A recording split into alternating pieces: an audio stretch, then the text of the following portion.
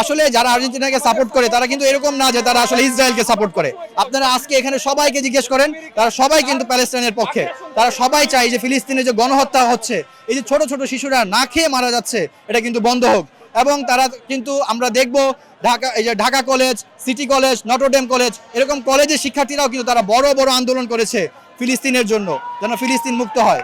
আজকে আমরা ঢাকা বিশ্ববিদ্যালয় থেকে এই বার্তাটাই সবাইকে দিতে চাই যে স্টপ জেনোসাইড।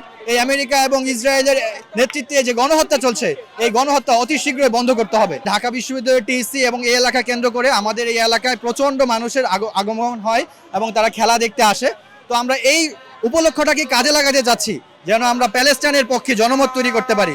আমরা দেখব লামিন ইয়ামাল, আমরা দেখব যে মিশরের যে কোচ, তারাও কিন্তু কি করেছে যে আসলে ফিলিস্তিনের পক্ষে জনমত গড়ে তুলছে।